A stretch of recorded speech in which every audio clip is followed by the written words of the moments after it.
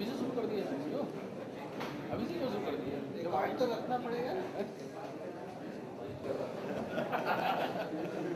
क्या यहीं का कैमरा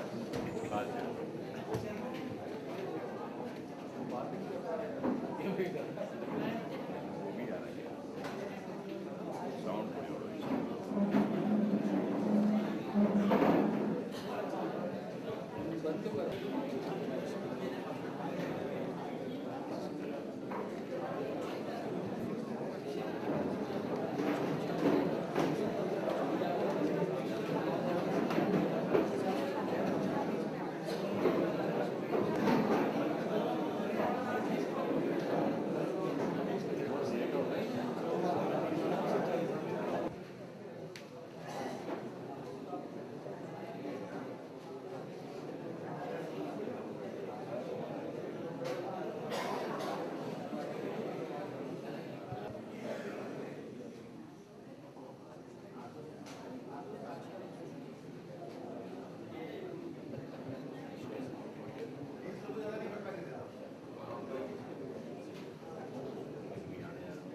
इसके लिए जो आवश्यकताएं हैं, क्या करना होगा, क्या प्रिपरेशन इसकी तैयारियां करने के लिए आपको क्या क्या करना है, इसकी पूरी चर्चा आईकॉन के द्वारा की जाएगी।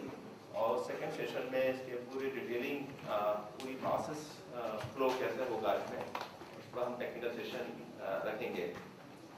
इसके साथ ही हरदा में इसका जो क्रियान्वयन हुआ है, किस प्रकार से हुआ है, उसका एक लाइव डेमो करके हम आपको बताएंगे किस प्रकार से मास्टर रूल बनने से लेके और मजदूरों के खाते में इलेक्ट्रॉनिक भुगतान की प्रक्रिया क्या रही और किस प्रकार से उसका क्रियान्वयन किया गया, किस प्रकार से डिजिटल सिग्नेचर्स उपयोगी हैं और उनका उपयोग कैसे करना है, इन सभी बातों पर हम सेकेंड हाफ में चर्चा करेंगे। मेरी सभी यहाँ पर इसलिए प्रतिभागी हैं, सभी अधिकारियों से अनुरोध है कि वो जितने भी क्वेश्चंस हो सकते हैं वो लिख लें और अनिवार्य रूप से क्वेश्चंस करें, ताकि जब आप फील्ड पर जाएं तो कोई भी शंका या किसी प्रकार की कोई समस्या आपको ना रहे। का टेक्निकल सोल्यूशन रेडी हो चुका है, बैंक ऑफ बड़ौदा का टेक्निकल सोल्यूशन रेडी है, तो स्टेप बाय स्टेप हम इसको मूव कर रहे हैं। प्रारंभ जो है 13 जिलों से कर रहे हैं, जहां पर central state bank of India है।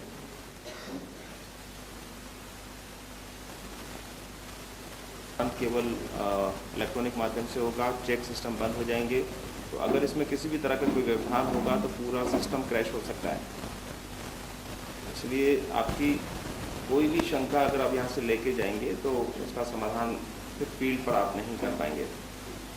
इसलिए अनुरोध है कि इसमें एक्टिव पार्टिसिपेशन किया जाए और जितने भी आपके प्रश्न हो सकते हैं संभव आपने अभी तक जो भी आपके प्रश्न होंगे या जो प्रेजेंटेशन में जो प्रश्न आएंगे उसको डिटेल में आप कर सकते हैं, उसका समाधान भी हम यही करेंगे।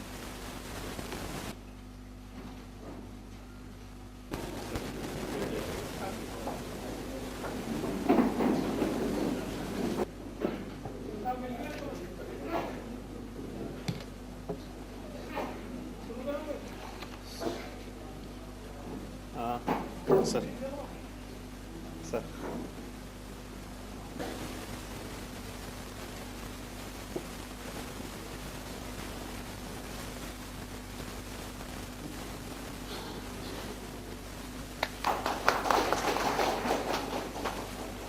साला है, हम लोगों ने एक विशेष उद्देश्य के साथ रखी है और मैं चाहूँगा कि आप अपने विचार आज के दिन बिल्कुल खुल के रखें। और हम लोग पिछले 7 साल से नरेगा का इम्प्लीमेंटेशन कर रहे हैं और इस 7 साल में आप में से अधिकांश लोग इस योजना के हिस्सा रहे हैं और आप जानते हैं कि कई चीज़ें समय के साथ साथ बदली हैं, कई तरह की समस्याएं भी आई हैं और उनके निदान भी निकले हैं।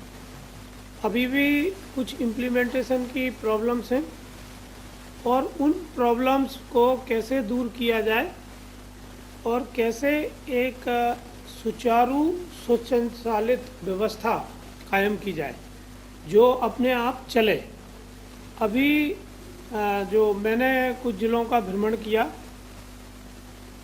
मैंने देखा कि अधिकांश चीज़ें हम फायर फाइटिंग मोड में करते रहते हैं। जब जो आती है उसको हम जुट जाते हैं, फिर उसको छोड़ देते हैं।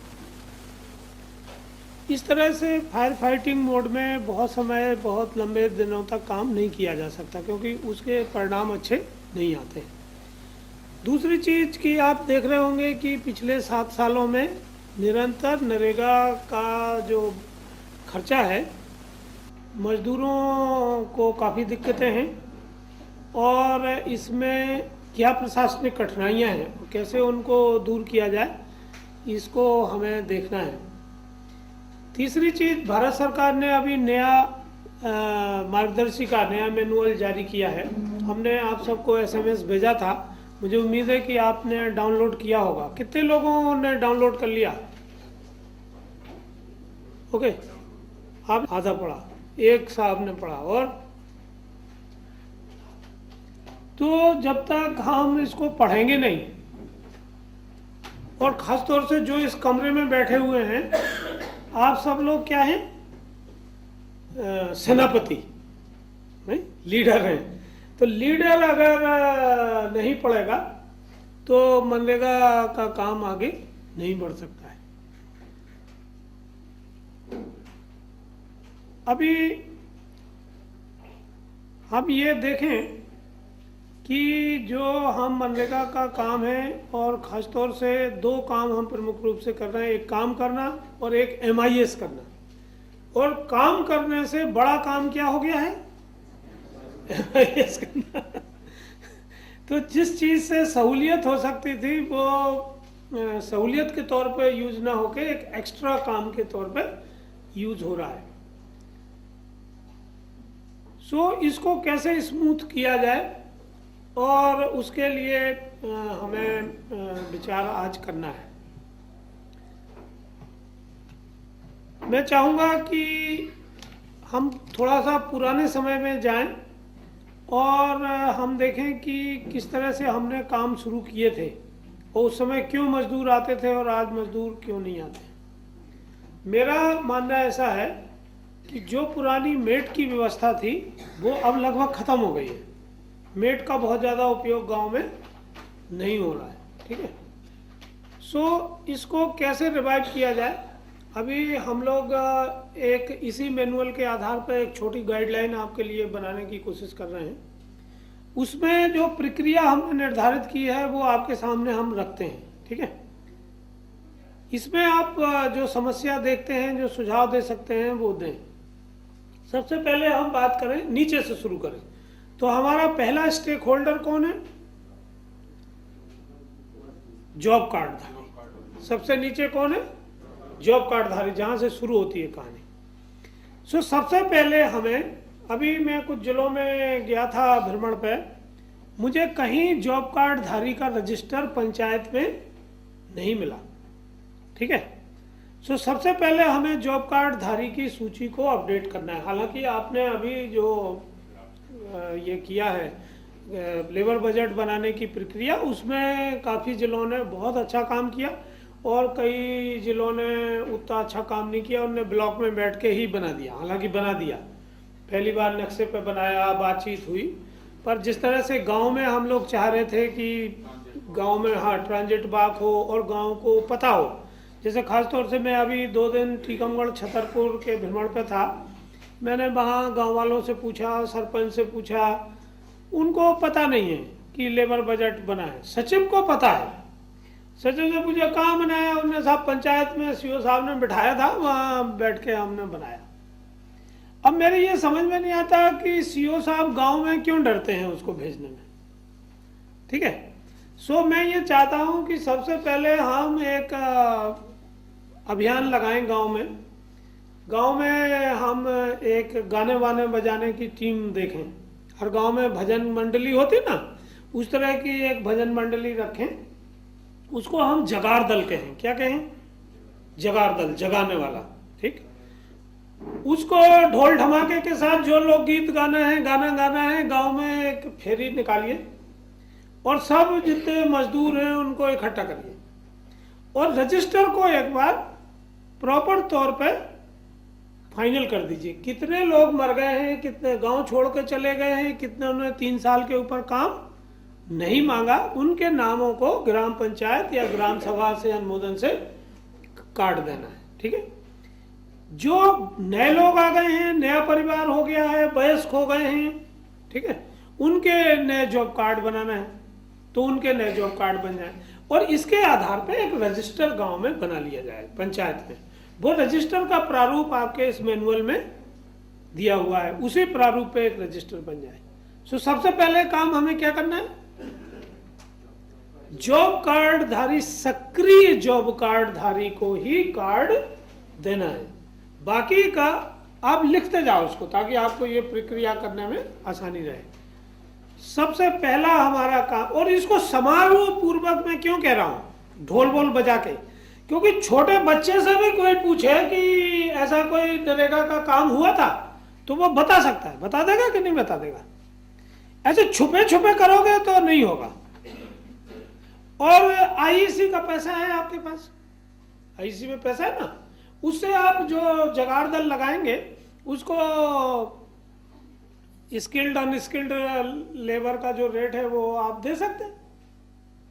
ठीक है, वो नाटक बना सकता है, वो नुक्कड़ नाटक बना सकता है, वो डांस बना सकता है, जो भी आपका जगाड़ दल करे मैनुअल के हिसाब से बना लीजिए। उसका एक गांव में प्रभात फेरी टाइप का लगा के या शाम को जब लोग होते हैं तो वो कार्यक्रम करते हैं। दूसरी चीज है कि इन समूहों को 2 वर्गों में बांटना है। ये जो लिस्ट बन गई, ये लिस्ट को 2 वर्गों में बांटना है। एक ऐसे जॉब कार्ड धारी जो जमीन वाले हैं, भूस्वामी हैं, बहुत सारे होंगे ना जो भूस्वामी हैं। दूसरे ऐसे जॉब कार्ड धारी जो भूमिहीन है, जो केवल मजदूर है। ऐसे हम 2 हिस्से कर सकते हैं। ठीक है, गांव में ही उनके एक अलग कागज पे ऐसे 2 हिस्से कर दीजिए। जब ये 2 हिस्से बन जाए तो इनका समूह बनाइए। 15 से 20 आदमियों का एक समूह गठित करना है। ठीक है, भूमि वालों का अलग, मतलब 15 आदमी कैसे होंगे उसमें, भूमिधारी, उसमें फिर भूमिहीन नहीं होगा, भूमिहीनों का समूह अलग। ठीक है, ऐसे 15 से 20 आदमी एक समूह में रखिए और ऐसे सभी जो जॉब कार्ड धारी हैं गांव के, कुछ ज्यादा हो गए 25 भी कर सकते हो, मतलब ऐसा नहीं कि फिर आप पूछने लगो कि साहब एक और नया समूह बनाना है कि, और उसकी चॉइस होना चाहिए, किसकी, जॉब कार्ड धारी की, कि उसको किस समूह में जाना है। पर मतलब वो भूमिधारी के समूह में रहेगा और भूमिहीन के समूह में रहेगा, ये एक रिस्ट्रिक्शन रहेगा। बाकी वो उस बीच में जो समूह है उनमें अपनी चॉइस से चला जाए, ऐसे आप बना सकते हैं। ठीक है, तो सभी जितने जॉब कार्ड धारी हैं उनके समूह बना दीजिए, इनको जनपद पंचायत में रजिस्टर कर दीजिए। ठीक है, गंगा समूह, आजाद समूह ऐसे रखते हैं ना, आप जानते हैं SJSY में समूह बनाते हैं, ऐसे नाम देते हैं, उसको एक रजिस्ट्रेशन नंबर दे दीजिए। उसका एक रजिस्टर जनपद में और ग्राम पंचायत में बन जाए जिसमें समूह का नाम आ जाए। फिर हर 20 आदमियों का एक समूह बन गया, उसमें एक मेट बना दीजिए। जो पुराने मेट हैं वो रख दीजिए, अगर पुराना मेट ठीक नहीं है तो नया मेट रख दीजिए। 2 शर्तें हैं। नंबर 1 कि मेट के पास जॉब कार्ड होना चाहिए, बिना जॉब कार्ड का मेट नहीं होगा। और नंबर 2 उसको सक्रिय मजदूर होना चाहिए। ठीक है, सो समूह को ये आप चॉइस दीजिए कि वो किसको अपना मेट बनाना चाहता है। ठीक है, सो जितने समूह होंगे उतने मेट हो जाएंगे। अध्यक्ष ने कह के उसको सचिव कहें। ठीक है, और ये मेट समूह को एंड टू एंड सर्विस देगा। क्या करेगा ये, एंड टू एंड, कहां से, काम की मांग करने से लेके और भुगतान दिलाने तक का फैसिलिटेशन कौन करेगा, मेट करेगा। ठीक है, और मेट अपने समूह में काम करेगा और बाकी काम जैसे अभी ऊपर बताते जाएंगे तो हम आपको मेट के काम बताते जाएंगे ताकि उसको कैसे व्यवस्थित करना है। तो इतनी बात हो जाएगी, इसमें कोई दिक्कत है? अब ये मेट बन गए, हर समूह का एक मेट हो गया। अब आपके पास दो चीजें आपने तैयार कर ली। एक आपने लेबर बजट बना दिया है हर गांव का, उसका एक रजिस्टर बना दीजिए। एक एसओपी आपने बनाया है, ठीक है, वर्क का, सेल्फ ऑफ प्रोजेक्ट, वो उसका एक रजिस्टर बना दीजिए। एसओपी में जो आपने काम रखे हैं उसकी एएस और टीएस पूरे साल की एक साथ जारी करना है। तो सब इंजीनियर्स को, असिस्टेंट इंजीनियर को, ई को, जिसको भी टीएस जाने के अधिकार हैं, अभी एक अभियान चला के सभी 100% कामों की एएस और टीएस दिला दीजिए। और उसको जब एएस टीएस देंगे तो एक यूनिक नंबर देंगे, ठीक है।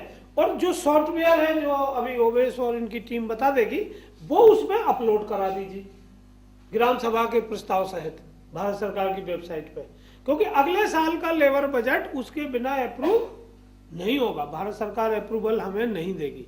तो क्या करना है, एएस टीएस और ग्राम सभा का प्रस्ताव, इसको क्या करना है, अपलोड करना है। ये अपलोड हो जाएगा।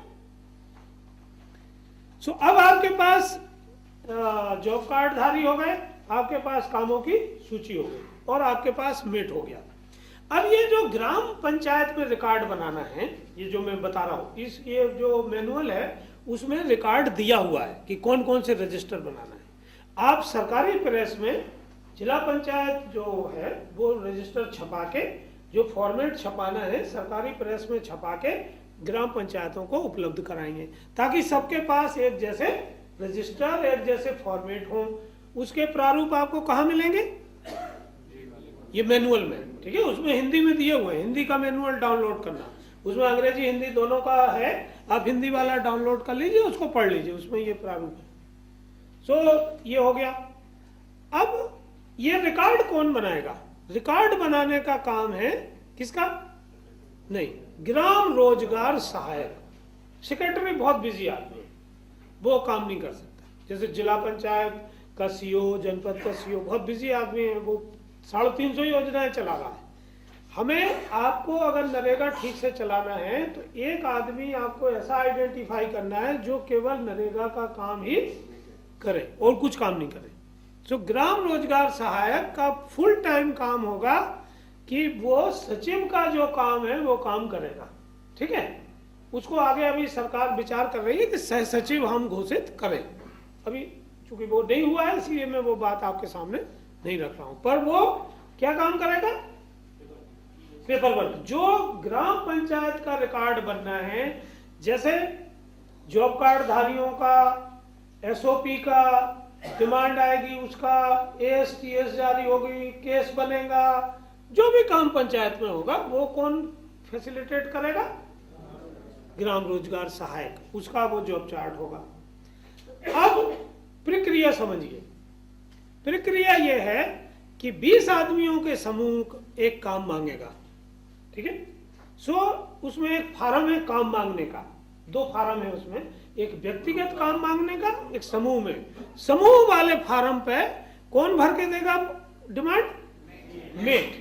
किसको देगा, ग्राम रोजगार सहायक को। मेट ने 20 नाम भरे या 15 नाम भरे, जो भी मजदूर 20 में, पर काम हमेशा समूह में मांगा जाएगा और एक काम एक समूह को आवंटित किया जाएगा।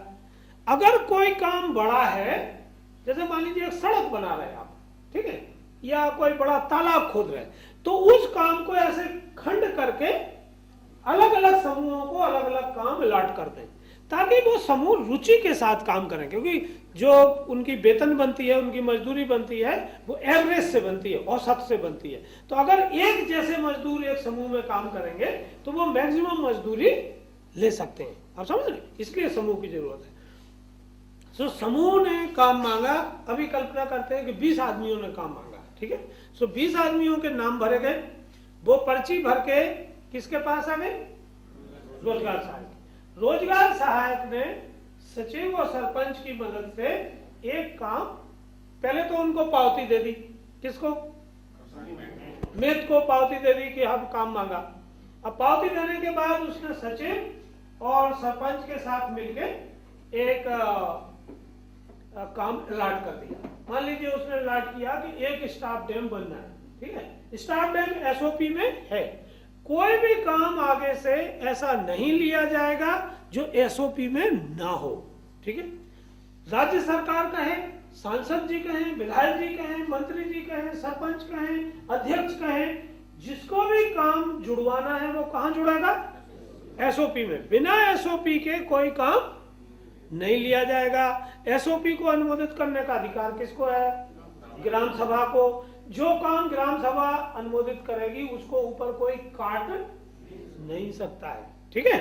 सो सभी काम एसओपी में होंगे।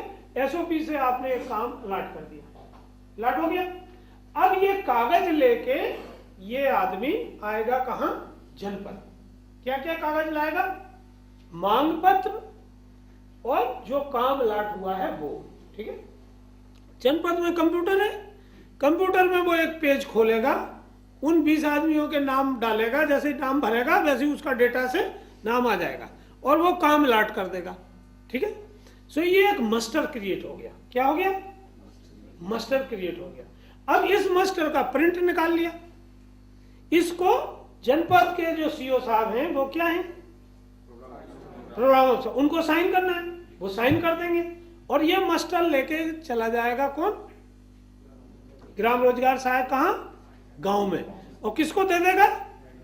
मेट को, ठीक है। अब मेट उसमें 6 दिन हाजिरी भरेगा। अभी क्या हो रहा है कि हमारे यहाँ रोजगार सप्ताह तय रही है, तो क्या है सभी पंचायतों के लोग कई बार एक साथ जनपद में आ जाते हैं, कभी कोई नहीं आता है, आप समझ रहे? तो जब भीड़ आ जाती है तो फिर कंप्यूटर कम पड़ जाता है, डाटा एंट्री ऑपरेटर काम नहीं कर पाता। सो आपको अगला काम क्या करना है कि हर पंचायत का एक रोजगार सप्ताह तय करना है। क्या करना है? रोजगार सप्ताह। अब देखिए, सबसे पहले आपके पास जो सब इंजीनियर हैं, जो नरेगा के सब इंजीनियर हैं और आरईएस के, उनमें पंचायतें बांट दीजिए। 6 पंचायतें एक सब इंजीनियर को दीजिए। कितनी? 6 पंचायतें। अब जैसे मैं सब इंजीनियर हूं, मेरे पास 6 पंचायतें हैं, ठीक है। तो पहली पंचायत में मेरा रोजगार सप्ताह सोमवार से शुरू होगा, तो 6वां दिन कब होगा? शनिवार को, ठीक है। तो इतवार को मैं जाऊंगा और उसका मूल्यांकन कर दूंगा। दूसरी पंचायत में रोजगार सप्ताह मंगल से शुरू होगा, तो कब खत्म होगा? इतवार को, तो मैं सोमवार को उसका मूल्यांकन कर दूंगा। तीसरी पंचायत में सोमवार को शुरू होगा, तो कब खत्म होगा? मंगलवार को, ठीक है। तो ऐसे हर पंचायत का अलग अलग रोजगार सप्ताह होने से ये साइकिल चलती रहेगी, तो सब इंजीनियर वहां सुविधाजनक रूप से जा सकेगा। इसी तरह अलग अलग रोजगार सहायक अलग अलग दिन पे ब्लॉक में आएंगे, तो इकट्ठा काम वहां एक्यूमुलेट नहीं होगा, भीड़ नहीं लगेगी। ऐसे हो सकता है कि कोई दिक्कत है इसमें, ठीक है। सो आपको ये घोषित करना है रोजगार सप्ताह कि किस दिन शुरू होगा, किस दिन समाप्त होगा, ठीक है। सो अब उसके पास ई मास्टर आ गया। ये जो प्रिंट है इसको हम क्या कहते हैं? ई मास्टर। ई मास्टर पे हाजिरी हुई, 6 दिन हाजिरी भरी। कौन हाजिरी भरेगा? मेट। मेट का काम है, मेट के जॉब कार्ड में लिखी, जॉब चार्ट में लिखिए कि हाजिरी भरेगा और साथ ही साथ जॉब कार्ड पे एंट्री करेगा। सो रोज हाजिरी भरी जाएगी, रोज जॉब कार्ड पे एंट्री होगी, ठीक है। 7वें दिन मेट एक रफ नाप करेगा, जो बन गया, काम हो गया, जो काम जितना हुआ उसका एक उसने मेजरमेंट लेके कच्चा कागज बना लेगा, ठीक है। जब 7वें दिन सब इंजीनियर आएगा तो वो उसको वेरीफाई कर लेगा काम को कि ये काम हुआ, तो सब इंजीनियर क्या करेगा? एमबी भरेगा, ठीक है। अब एमबी अभी सब इंजीनियर के पास रखी रहती है। अभी एमबी किसके पास रखना है? ग्राम रोजगार सहायक के पास। पूरा रिकॉर्ड कहां होना चाहिए? ग्राम पंचायत में, वो किसी के घर में नहीं होगा। सो आप नरेगा से एक लोहे की अलमारी जो करना है वो दे दीजिए। जो ये डर है कि चोरी हो जाएगा, कौन चुराएगा उसको? सब इंजीनियर की एमबी को या मास्टर को कौन चुराएगा? किसका उपयोग आएगा? तो ये चोरी की जो कहानी है वो सही नहीं है, ठीक है। जिसका उसमें इंटरेस्ट है वही चुरा सकता है, नहीं किसका इंटरेस्ट है ठीक है, और कोई नहीं चुराएगा, गांव वाले को कोई इंटरेस्ट नहीं है उसमें। सो पूरा रिकॉर्ड, क्योंकि अभी क्या आप लोग भी जाते हैं तो रिकॉर्ड नहीं मिलता। उन्होंने साहब से एमपी का है, सब इंजीनियर साहब के पास, सब इंजीनियर का है, साहब वो फलानी पंचायत में गए, या साथ में भी होंगे तो साहब वो जनपद में रखी है, MIS करने भेज दी। मतलब उसको पालेना कठिन काम है। तो अभी जितना रोजगार से संबंधित, गांव से संबंधित रिकॉर्ड है वो कहाँ होगा, रोजगार कार्य, ठीक है। सो ग्राम पंचायत में सो सब इंजीनियर ने MB भर दी, मास्टर का अगला पार्ट 2 पार्ट 3 भर दिया, तो मजदूरी निकल गई, ठीक है। मजदूरी निकल गई तो ये रिकॉर्ड ग्राम रोजगार सहायक सचिव के सामने प्रस्तुत करेगा, ठीक है, कि ये मजदूरी निकल गई। सचिव सरपंच से अनुमति लेके पे स्लिप जारी करेगा। क्या करेगा, पे स्लिप, लिख लीजिए, पे स्लिप कि किसकी कितनी मजदूरी है। पे स्लिप किसको दी जाएगी, मेट को, ताकि वो अपने मजदूरों को पे स्लिप दे दे, ठीक है। उसको पे स्लिप दे दी। अब ये ग्राम रोजगार सहायक ये कागज लेके कहाँ आएगा, जनपद। अब उसका रूटीन बन गया, नया मास्टर लेके जाएगा, पुराना कागज लेके आएगा, उसको 2 बार आने की जरूरत नहीं है, ठीक है, क्योंकि अब रोजगार सप्ताह तय है कि किस दिन काम शुरू होगा, किस दिन काम खत्म होगा। सब इंजीनियर का भी दिन तय हो गया कि उस दिन तक उसको MB भर ही देना है, तो उसकी भी अब कोई बदमाशी नहीं चलेगी कि आज नहीं आया कल नहीं आया, ये साइकिल चल गया। अब ये पुराना रिकॉर्ड लेके आया, नया उसने मास्टर जनरेट किया अगले हफ्ते के लिए, पुराना रिकॉर्ड को उसमें फीड कर दिया, ठीक है। जो हाजिरी भरी, जो मजदूरी निकली, जो मेजरमेंट आया वो भर दिया। अब ये भर गया तो ब्लॉक में जो डबल AO है वो उसको चेक करेगा, ठीक है, कि फाइनेंशियली कैलकुलेशन सही है। ब्लॉक में एक असिस्टेंट इंजीनियर है जो मेजरमेंट चेक कर लेंगे कि सही है, वो अपने साइन कर देंगे ब्लॉक की फाइल पे, और ये फाइल पुटअप होगी CO जनपद के सामने, ठीक है।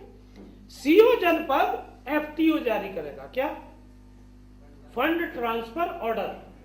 तो जो जिले का अकाउंट है आपका, जिला पंचायत का, उस अकाउंट से पैसा कहां चला जाएगा, मजदूरी के खाते में, सीधे मजदूर के खाते में चला गया। अब आपको किसी पंचायत को अलॉटमेंट देने की जरूरत नहीं है, ठीक है, पैसा आपके खाते में है, आपको पता है वहां से जो पंचायत जितना काम करेंगी वो पैसा सीधा चला गया। इतनी कहानी समझ में आ गई कि मेट का काम क्या है, रोजगार सहायक का काम क्या है, सचिव का काम क्या है, सरपंच का काम क्या है, सब इंजीनियर का काम क्या है, डबल AO का काम क्या है, असिस्टेंट इंजीनियर का काम क्या है, और जनपद CO का काम क्या है, ठीक है। ये इनके जॉब चार्ट हो गए।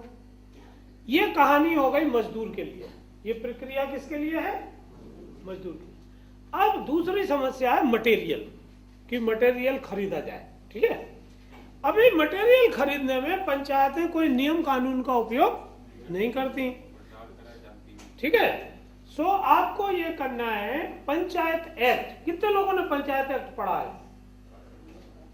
Very good. उसमें 2 नियम है, एक निर्माण समिति के नियम है और एक भंडार क्रय नियम है, ठीक है। ये किसको लागू करना है, ग्राम पंचायतों, ठीक है। सो उन नियमों को लागू कराइए। जो भी निर्णय होना है निर्माण का वो कहां होगा, निर्माण समिति में। अभी क्या है, सरपंच या सचिव निर्णय करता है, समिति को कोई पता नहीं है। दूसरा, जो भी परचेज होना है वो कायम के आधार पर होना है, भंडार क्रय, जो पंचायत का भंडार क्रय नियम, ठीक है। पंचायत के क्रय अनुसार वो टेंडर निकालेंगे, हर पंचायत अपना टेंडर निकालेगी, चाहे सीमेंट खरीदना हो, लोहा खरीदना हो, मिट्टी खरीदना हो, गिट्टी खरीदना हो, ट्रैक्टर किराए पे लेना हो, टैंकर लेना, जो भी करना है उसका क्या निकालेंगे, टेंडर। टेंडर निकाल के एक रजिस्टर दिया है इसमें मैनुअल में, उस रजिस्टर में लिस्ट बना लेंगे सप्लायर्स की, उसमें उसका अकाउंट नंबर आ जाएगा, एक रजिस्टर बनेगा सामग्री रजिस्टर, कहां, पंचायत में, उसका भी प्रारूप दिया गया है। तो वो सामग्री जब आएगी रजिस्टर में चढ़ जाएगी, जितनी सामग्री यूज होगी सब इंजीनियर जितनी एमबी में भरेगा उतना पेमेंट वो एफटीओ के माध्यम से उसी प्रक्रिया से, जैसे मास्टर का जा रहा है ना, उसी प्रक्रिया से सामग्री का एफटीओ भी जनपद सीओ जारी कर देगा। तो किसके खाते में चला गया? सप्लायर के। ठीक है, किसी को पैसा देने की जरूरत नहीं है। तो इसमें कोई समस्या है? ठीक है, ये कहानी भी सही हो गई। अब तीसरी समस्या है लाइन डिपार्टमेंट। हम लोग बहुत सारा पैसा किसको देते हैं? लाइन डिपार्टमेंट को। अभी तक लाइन डिपार्टमेंट के लिए एक अलग ट्रीटमेंट था कि लाइन डिपार्टमेंट अपना काम अलग करता था और हम उसको पैसा दे देते, मास्टर दे देते, फिर वो MIS नहीं भरता। नहीं, हमारे यहाँ बुंदेलखंड में कहावत चलती है कि हाथ का पिल्ला छोड़ दिया फिर कूर कूर कर रहे हैं। नहीं, सीओ जिला पंचायत ने सब दे दिया, पैसा भी ले जाओ, मास्टर भी ले जाओ, अब अरे यार MIS नहीं हुआ, इसके साथ नहीं मिल रहा। ठीक है, तो अभी अब पिल्ला छोड़ने की जरूरत आपको नहीं है, पिल्ला अपने हाथ में रखिए। अब क्या है देखो, सेम प्रक्रिया लाइन डिपार्टमेंट की होगी। नंबर 1 कि लाइन डिपार्टमेंट का जो काम है वो काय में जुड़ा हुआ है? SOP में। बिना SOP के कोई काम नहीं होगा, चाहे वो कन्वर्जेंस का हो, नॉन कन्वर्जेंस का हो, किसी का भी हो। ठीक है, सो वो SOP में जुड़ा है। उसकी भी मांग कौन करेगा? समूह मेट के माध्यम से मांग पत्र जारी होगा। मांग पत्र जारी होगा, किसको मिलेगा? पंचायत को। पंचायत काम अलॉट करेगी कि ये लाइन डिपार्टमेंट का काम है, वन विभाग का काम फलाना करेगा, सिंचाई विभाग का काम, RES का काम, जिसका भी काम है। ठीक है, पंचायत ने अलॉट कर दिया वो काम, उसका फिर उसी तरह से मास्टर जनरेट होगा। अब यह जो लाइन डिपार्टमेंट का आदमी है जो कराने वाला है, सब इंजीनियर है, वो आदमी ग्राम रोजगार सहायक के साथ जाके जनपद के ही कंप्यूटर पे, कहा एक ही कंप्यूटर रहेगा, उसी कंप्यूटर पे अपना मास्टर जनरेट करेगा। जो 20 आदमियों ने काम मांगा, 1 समूह, 2 समूह, 5 समूह, जितने वो नाम आ जाएंगे और वो उसमें मास्टर जनरेट हो जाएगा। वो वहां हाजिरी भरी जाएगी, मेट हाजिरी भरेगा, लाइन डिपार्टमेंट का सब इंजीनियर MB भरेगा।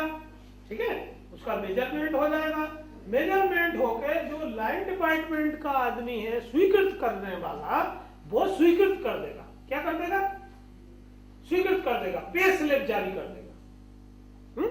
पे स्लिप जारी हो गई तो फिर मास्टर कहां आएगा? ब्लॉक में, जनपद में। फिर वो मास्टर कंप्यूटर में भरा जाएगा और जनपद CO FTO जारी करेगा। सो उसी तरह सामग्री खरीदी जाएगी लाइन डिपार्टमेंट की, उसी तरह लाइन डिपार्टमेंट का मास्टर जारी होगा और पैसा जारी करेगा आपका जिला जनपद का CO। थोड़ा क्लैरिफिकेशन से चाहिए सर।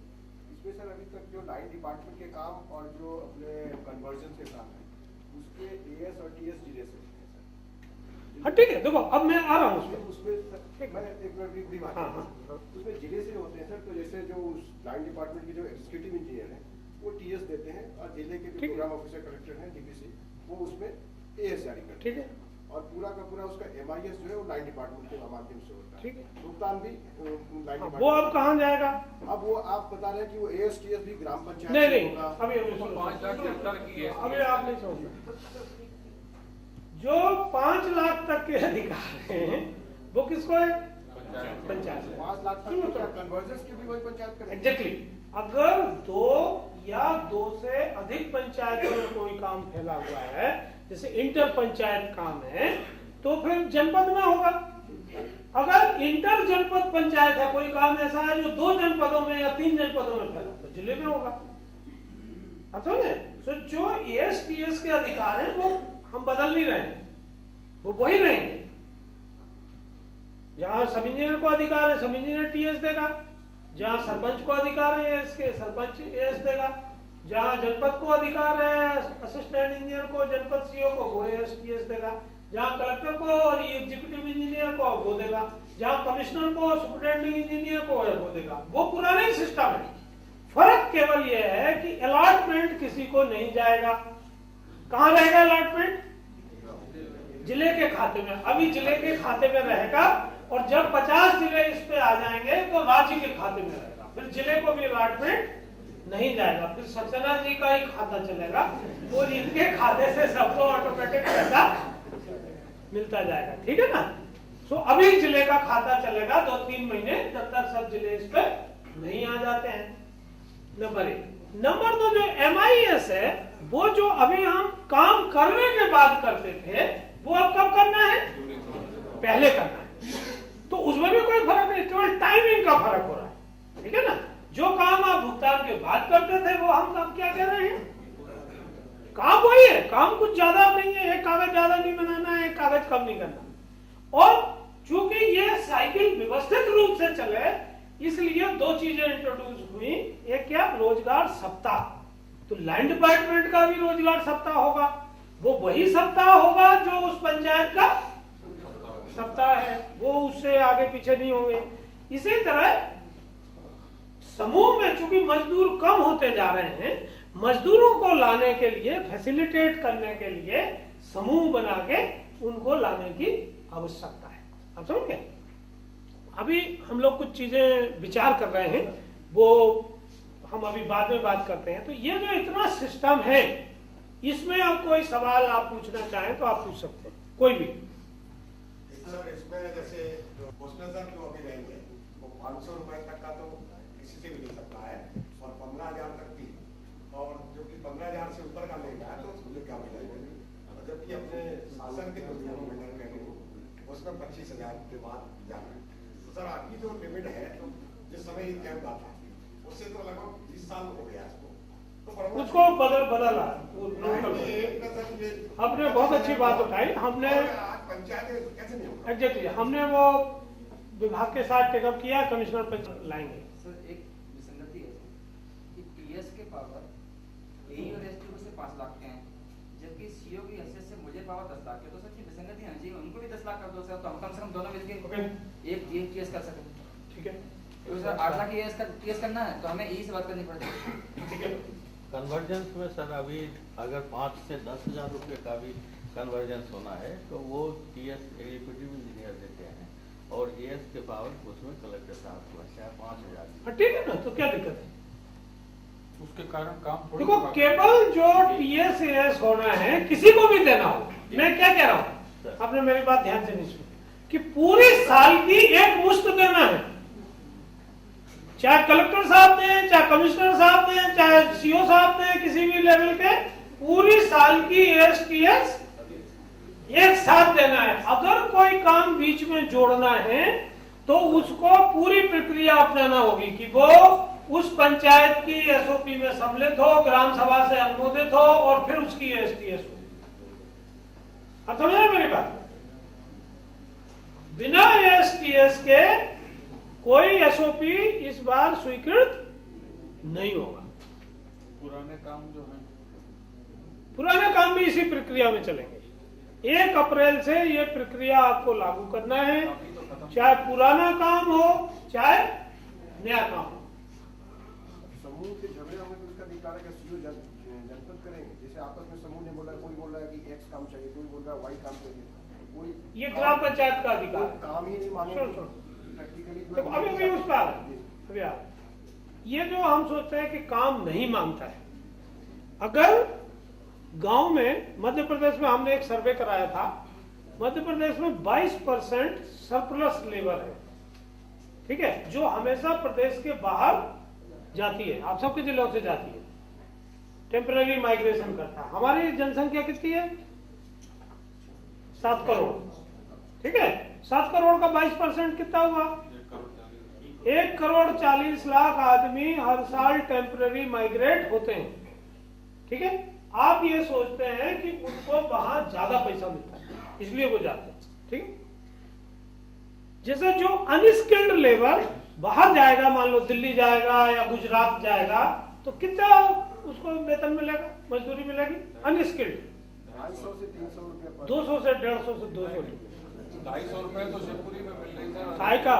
अरे क्या सर सच बता रहा हूँ,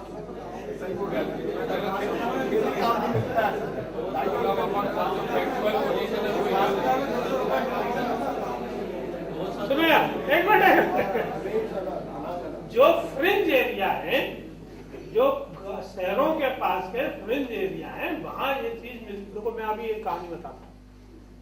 ये जहां हम बैठे हैं इसको कहते हैं कोलार रोड, क्या गांधीगढ़ रोड। इसी रोड पे 17 किलोमीटर आगे एक पंचायत है, क्या नाम है, कोई आदिवासी पंचायत है, यही है पास में। मैं उस पंचायत में गया, ठीक है, पूरे आदिवासियों का सम्मेलन बिठाया, रायसेन जिले में आती है वो। हमने पूछा कि तुम्हारा एसओपी बना, साहब कहा था एसओपी, हमें तो नहीं पता। तुमने कभी काम मांगा? तो एक आदमी ने ऐसे देखा, साहब काम भी मांगना होता है? तो उसको अभी हमने बताया नहीं। जो हम सेंक्शन कर रहे हैं वो हम ये कह के कर रहे हैं कि हमारा मतलब सरपंच साहब या कलेक्टर साहब या सीओ साहब ने तुम्हें कृपा करके ये कुआं दे दिया है या तुम्हारा मेडपा था, ये उसको नहीं बताया कि ये तुम्हारा अधिकार है। समझे? अब वो ये जो भोपाल के पास की पंचायत है, उस पंचायत के लोग बैरागढ़ जाते हैं काम करने। कहाँ जाते हैं? बैरागढ़। 20 रुपया बस का किराया लगता है और 20 रुपया जाने का, 20 रुपया आने का। कितना खर्चा हो गया? 40 रुपया। बैरागढ़ चौराहे पे खड़ा होता है मजदूर, कभी काम मिलता है कभी काम नहीं मिलता है। 150 रुपये मजदूरी है। घर से 3 बजे उठता है, ठीक है, तैयार होता है, 7 बजे चौराहे पे पहुंच जाता है, 5 बजे बस में बैठ के, और आते आते 9:30 10 बजे लौटता है। तो 9:30 बजे लौटा, फिर 3 बजे उठ गया, कितना सोया और कितना पैसा मिला? 150। और महीने भर खड़ा रहेगा तो बामुश्किल 20 दिन काम मिलेगा। 40 रुपया खर्चा हुआ, हाथ में कितना बचा? 110। मनरेगा में क्या है मजदूरी और एवरेज कितनी है? 132 तो ऑप्टिमम है। एक जो अगर पूरे राज्य का एवरेज निकाल दो तो 122 है। तो ये जो गांव का आदमी है वो 122 रुपए गांव में लेना पसंद करेगा कि रोज बैरागढ़ में जाके लेना पसंद करेगा? सर उसमें एक परिवार को मनरेगा में सर अगर 4 मेंबर है तो 25 दिन में ही पूरा हो जाता है। हो जाएगा। अभी केवल हम 7% लोगों को 100 दिन रोजगार देते हैं। कितना? एवरेज 40 7%, ठीक है। तो क्या दिक्कत है आपको इसमें? हमारे यहां से 3 तरह के लोग काम पे जाते हैं बाहर या काम करते हैं। जो लैंडलेस है उनकी बात कर रहा हूं। नंबर 1 जो अनस्किल्ड